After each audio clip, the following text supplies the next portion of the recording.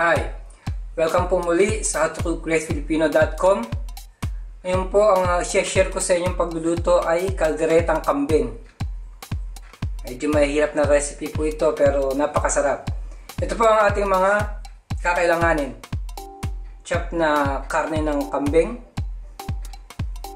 Reno liver spread, chopped chili, salt, ground black pepper, vinegar, fish sauce, soya sauce, garlic, onion, carrots, pepper, at gagamit din po tayo dito ng flour, tubig at mantika. So lalagyan po natin siya ng hot water tapos iwiwis natin siya para maging sauce ng ating kaldereta. Umpisahan na po natin. Okay po, habang magpapakulo po tayo ng water, ito pong ating kambing meat. Kailangan po lagyan natin siya ng salt at ng vinegar. Ang purpose po nito para matanggal yung smell yan, yung lansa niya. Tamasin lang natin.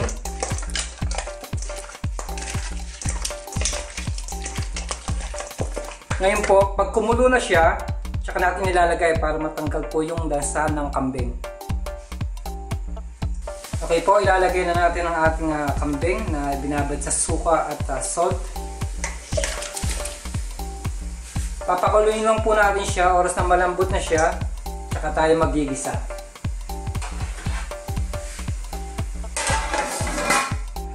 Okay po, ito na ang kuluan ko ng kambing. Malambot na po siya. Hinango ko na rin po siya sa kaldero. So, may na po rin yung wok natin. Tsaka may mantika na siya. So, ang gagawin natin ay lalagay na natin ang sibuyas at ang bawang ng sabay. Tingnan po natin.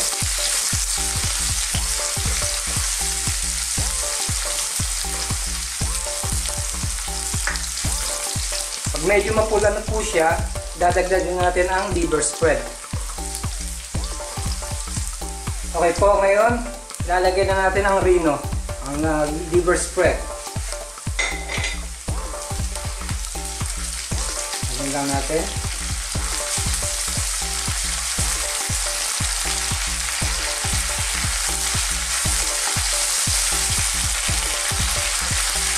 Ito ngayon po, ilalagay na rin natin ang kambing.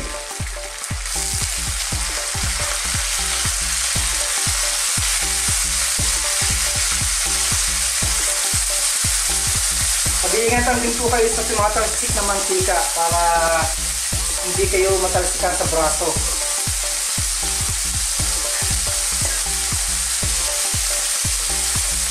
Kasi wala na siyang lansa gawa ng vinegar na suka ang binabad natin.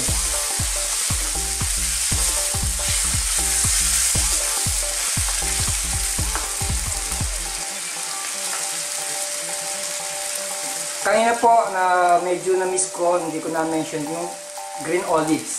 Isa rin po ito sa nagbibigay ng lasa sa kalderetang kambing. Ngayon po ilalagay ko na. Lalagay ko na rin po ang soya sauce, ang patis, paminta, sili.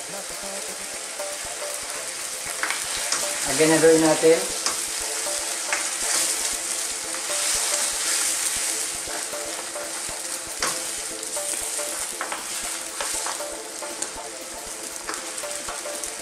Ngayon po, idadagdag na natin ang carrots.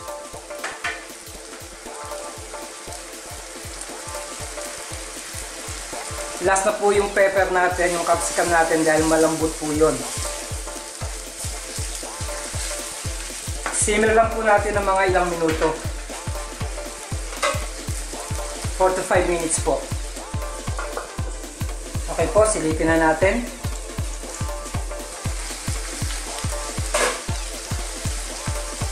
Ngayon po, dadagdag na natin ang all-purpose flour. Ang purpose po nito talaga ay para lumapot yung salsa niya.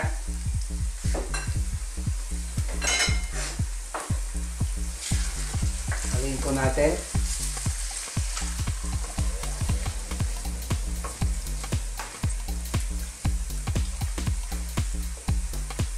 Hayaan lang po natin siyang kumulo ulit. Last po, lalagyan na natin ang capsicum.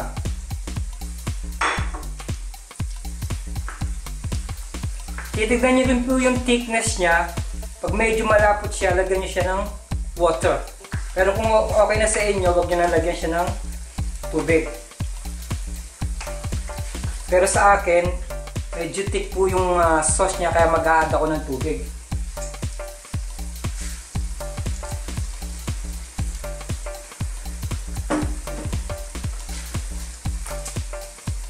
Kung gusto niyo pong mas masarap ang inyong kalderetang kambing, magdagdag din kayo ng liver spread.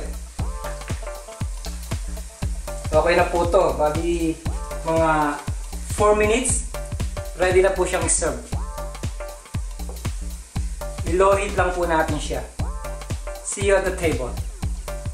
So, ito na po mga kabayan ang ating kalderetang kambing. Napakasarap pong ulam nito. Maraming salamat po sa panonood ng howtocookgreatfilipino.com. Mabuhay!